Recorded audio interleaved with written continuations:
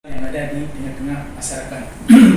Kalau kita bicara tentang pendampingan sosial, tentunya kawan-kawan juga harus bukan hanya sekadar dapat fasilitas, tapi juga mendapatkan kapasitas ke depan dalam rangka bagaimana pendampingan sosial itu merupakan hal yang menjadi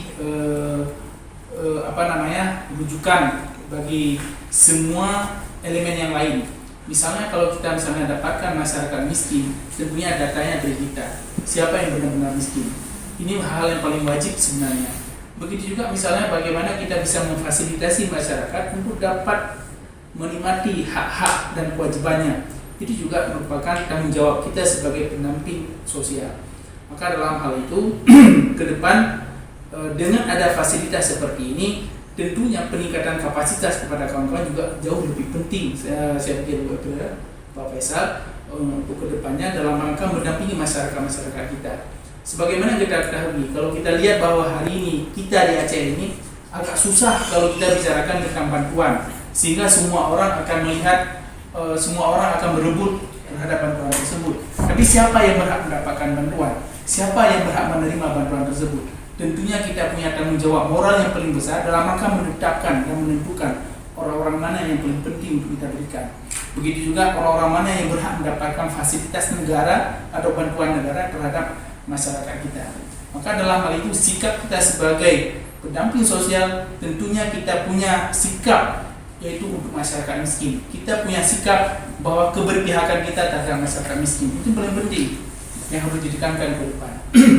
Jadi sarana ini dan prasarana hanya sebagai penunjang terhadap apa yang kita lakukan hari ini. Tapi intinya bagaimana kita ke depan, sikap kita dan keberpihakan kita terhadap masyarakat miskin menjadi hal yang paling utama. Kami pikir yang harus ditingkatkan ke depan ini. Jadi kalau kita bicara ke belakang, tentunya banyak masalah-masalah yang kita dapatkan di lapangan dalam hal bagaimana masyarakat miskin kita, masyarakat kita yang belum mendapatkan pelayanan yang utuh dari pemerintah. Tentunya ini juga menjadi tanggung jawab yang paling penting. Dan orang-orang yang tidak berhak untuk mendapatkan sesuatu, justru hari ini mereka menikmati terhadap hal tersebut. Dan ini juga harus punya sikap dari kita. Maka tentunya ini adalah fokus, ada dinas sosial.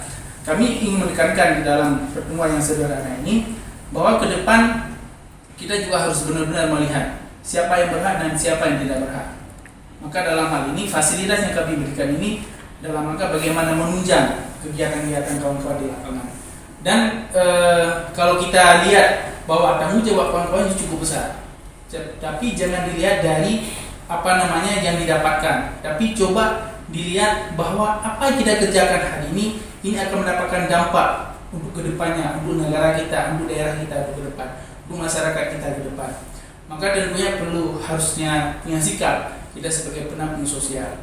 Jangan misalnya kita sebagai pendamping sosial justru tidak ada pijakan, hana kebijakan, yang hana sabah prinsip. Jadi prinsip sebagai pendamping sosial kita harus punya keberpihakan kita. Itu saya tekankan lagi, punya keberpihakan kita terhadap masyarakat miskin. Nah hari ini kalau kita lihat bahwa ada masyarakat kita yang tidak sanggup membeli baju seragam anak-anak. Kenapa? Karena kemiskinan mereka. Bagaimana yang harus kita fasilitasi? Jangan sampai anak-anak kita hari ini tidak dapat baju seragam, tidak dapat apa-apa hanya karena kita tidak pernah mendampingi masyarakat. Setiap mereka dapat bantuan harus memberikan itu kepada masyarakat. Dan itu harus punya tekanan dari kita. Jangan kita misalnya hari ini pengen beli baju mengatakan negara tajin juk ujian baik lagi yang bahasa haji. Jadi coba kita tekankan bahwa ini tanggung jawab. Kita juga punya tanggung jawab. Di saat masyarakat kita tidak menempatkan bantuan pemerintah sesuai dengan harapan dan ketentuan daripada program yang sudah diberikan oleh pemerintah, maka kita sebagai pendamping sosial juga harus punya sikap terhadap masyarakat tersebut. Dan kami sebagai wakil DPR tentunya kami sangat mendukung kegiatan kawan-kawan, bukan hanya misalnya untuk dapil saya Kecamatan Samalan Selama, tapi untuk seluruh Kabupaten Biren. Dan ini merupakan awal yang kami lakukan, dan kami juga akan melihat menjadi pilot project kita di 3 kecamatan Samalangan, Simpang Bandra, melihat pilot project ini apakah di tahun 2020 2022 ini kan ada lagi 2021. Di tahun 2022 6 bulan periode pertama, ada nggak progres terhadap kegiatan kita? Ada nggak keberpihakan kita terhadap masyarakat miskin? Kalau ini kita lakukan dan ini kita lihat ada progresnya, maka insya Allah ke depan mungkin 17 kecamatan sekalian akan kita adakan dan semua kawan-kawan akan mendapatkan fasilitasnya. Tentunya seperti yang kemarin kita pernah lihat di daerah-daerah lain, sampai fasilitas operasional pun misalnya seperti kendaraan juga akan kita siapkan. Karena kita bekerja di negara, untuk negara, tentunya negara punya kewajiban bagi kita bagaimana memfasilitasi kita untuk mendampingi masyarakat kita. Itu merupakan tanggung jawab. Karena seperti yang saya bilang tadi bahwa kewajiban sosial adalah merupakan kewenangan wajib bagi pemerintah dalam rangka memfasilitasi, mengayomi masyarakat kita, terutama yang membutuhkan kita. Maka di dalam kesempatan yang pagi yang berbahagia ini, kita harapkan dengan ada fasilitas seperti ini, kita bisa melihat progres terhadap apa yang dilakukan oleh kawan-kawan di 3 kecamatan, progres pendampingan yang lebih baik, progres keberpihakan itu juga lebih baik. Itu yang kita harapkan ke depan. Jadi bukan hanya sebatas pendampingan data-data semua lebih baik, tapi proses bagaimana kita keberpihakan kita itu yang paling penting. Karena kalau tidak ada keberpihakan kita terhadap masyarakat miskin, maka selesailah kita. Jadi saya harap kawan-kawan, kalau misalnya hari ini katanya bahwa pendamping sosial itu netral, tidak netral kalau saya bilang. Tidak netral dalam arti apa? Keberpihakannya terhadap masyarakat miskin. Jadi kalau Pak Faisal yang memberikan arahan, pasti kita harus netral, Pak. Yang netral itu nggak ada. Netralnya, kalau kita netral berarti kita tidak punya keberpihakan, Pak. Jadi kita harus punya keberpihakan kita terhadap masyarakat miskin. Jadi itu yang menjadi titik tekan kita terhadap bantuan sosial yang kita berikan ini. Semoga saya ke depan punya progres kerja lebih baik, punya keberpihakan kita lebih baik ke depan, dan kita tidak ada lagi dapat keluhan. Misalnya orang yang sudah ada rumah besar, ada fasilitas usaha yang lain, dia masih mendapatkan program PKH. Ya. Itu nggak kita dapatkan lagi di 3 kecamatan. Ya, dari Samalanga, Simbang Mampang, Bandra, kita akan proses nantinya ke depan. Maka dengan fasilitas ini, tekanan kita bahwa kegiatan kita lebih baik ke depan dan keberpihakan kita juga jauh lebih baik untuk masa yang akan datang. Mungkin itu aja, Bu April. Terima kasih banyak atas kesempatannya. Saya akhiri, wabillahi taufiq wal hidayah. Assalamualaikum warahmatullahi wabarakatuh. Waalaikumsalam warahmatullahi wabarakatuh. Selalu kita selalu sama-sama kita berikan kepada benda bersama Rasulullah. Tentang ditanya dalam bahwa salah untuk kebaikan menjadi manusia ini kamu yang kamu muliakan, menghormati Pak Suhaimi, yang juga mitra kamu nyoba dia tidak kena ju mata Mbak Bima duduk sama jeruk bina terus kamu juga yang pernah lagi jadi kopi ya. Jadi sering-sering lama sudah jauh terjadi dulu waktu LSM 5 ini masih aktif di yang kita sekarang hari ini beliau dipercaya sebagai salah satu unsur pimpinan di DPR Kalian. Yang berarti Bu Kabir, koordinator daerah untuk program PKH dan Citra Vanessa dan seluruh saudara-saudara kamu para pendamping program PKH di Kecamatan Samalanga dan Simpang Mampang dan Rantasi. Alhamdulillah dari kecamatan mungkin hal yang kali disampaikan oleh Pak Suhaimi yang memang semata-mata kita yang berada garda paling muka walaupun garda terdepan merupakan orang-orang yang terpilih, kayak ada dipilih ya, terpilih berarti kita itu nasen of social responsibility, berarti semacam responsibilitas tanggung jawab sosialnya lah untuk membantu sesama. Kita yang berada pada pekerjaan-pekerjaan yang bersentuhan langsung dengan pelayanan sosial dasar. Itu sebenarnya pengentasan kemiskinan tidak kita nafikan merupakan tidak terlepas dari peran kita yang sekalian semua. Nah graduasi, nah penambahan memang pertimbangan winnernya cukup berat ya.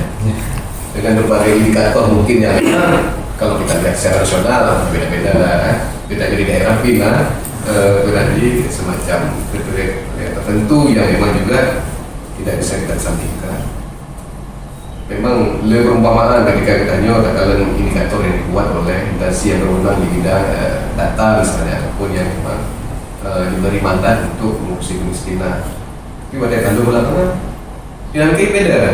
Kadang-kadang aku bilang cuma dia memang tapi nya kali lagi itu bilang punya. Anak teman pergi gitu makan. Jadi teman-teman PKH ini bisa dikatakan juga harus otak-otak untuk memikirkan nama nama dan segala macam bahasa-bahasa ini. Sehingga sampai orangnya meskipun dukungan pemerintah mungkin belum optimal, tapi perhatian dari salah satu saudara ini adalah sebuah wujud sebenarnya ada upaya untuk mendukung supaya kinerja teman-teman PKH ini bisa lebih optimal lagi. Meskipun orangnya hanya lebih pada bagaimana memanfaatkan teknologi untuk penerji data yang lebih valid dengan terbantu dengan alat-alat kerjaan. Ke depan tentu kita berharap banyak lagi yang disampaikan oleh Pak saya ini. Renjak kita juga perlu dievaluasi, apalagi ini kalau untuk komunitas sekarang artinya nggak berarti lah. Jadi capaian-capaian akhir masa jabatannya tentu akan menjadi tolak ukur kita untuk melangkah renjak ke depannya. Apapun capaian hari ini, baik itu sudah positif ataupun ya sudah maksimal atau perlu dioptimalkan lagi, ini tentu harus kita pertahankan. Tapi yang golong-golong jero, yang golong enggak, ya tentunya butuh usaha kita untuk mengasesmen kembali persoalan ji, faktor pertama ji, ya. Jadi sehingga kita kan tahu kita yang mungkin, kita yang mungkin, kita kadang-kadang kita yang mana, kita tunjuk laptop aja. Untuk kadang-kadang nanya lagi long yang kebetulan nas malu lagi long kita agak jadi hal-hal lagi ya. Makanya dalam konsep pemerintahan itu istilah paradigma itu agile government itu kepemerintahan yang cepat tanggap, yang cerdas. Jadi memang kadang-kadang persoalan bedanya selalu terbentur dengan aturan bahasa ini, aturan Hegel selalu berpikir ada pada bahwa terus dan itu memang dinamika supaya pemerintah itu lebih responsif terhadap persoalan masyarakat. Dan dengan paradigmanya dalam agile governance itu tidak mesti dari birokrasi saja yang bekerja, tapi bagaimana mengelaborasi dan juga bisa dikatakan menggerakkan konsep kolaboratif. Ada CSO itu kan. Pas ada apapun teman-teman banyak bekerja di masyarakat pasti sedikit banyak sudah paham. Kemudian ada berarti media dan pers ya, termasuk dalam media cetak elektronik, akademisi, ya, dan lingkungan di kampus. Kemudian juga adalah sektor private market.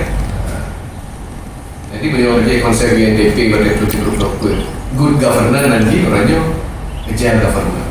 Punya good governance itu cuma heboh pemerintah, sektor usaha, masyarakat sipil, yes. Nyatanya kayak tanah akademisi dan pers. Jadi sudah 5 unsur yang bisa mempengaruhi kebijakan. Ada kan please lagi ada yang melaksanakan, ada yang mengawasi. Dan sedangkan perlu ditanya terus mendorong pola-pola partisipatif. Kerja-kerja itu adalah kerja-kerja partisipatif, kerja pemberdayaan, konsep-konsep yang memang dilahirkan untuk bagaimana powerfulnya berada di tingkat grassroots nanti. Masyarakat juga harus diberi power ya, dari tidak berdaya menjadi berdaya. Dan akan laju bukunya kita juga harus tidak boleh mengesampingkan kearifan lokal. Potensi yang nampak sama-sama daerah itu berbeda-beda. Ada potensi budayanya, ada potensi alamnya kan. Kadang-kadang untuk menyelesaikan masalah tidak cukup dengan hanya punya diterima, tapi dengan hanya sekedar kita kalau komunikasi yang bagus, ataupun pendekatan budaya kadang-kadang Pak nonton pengaji rapat mahir kan, nah pendekatan kulturalnya, dan itu sangat dibutuhkan. Dan Urun sebagai change agent, agen perubahan dari urun gasir ke urun mampu itu adalah harus punya banyak dia, harus punya strategi bagaimana masyarakatnya kadang-kadang itu lagi tertarik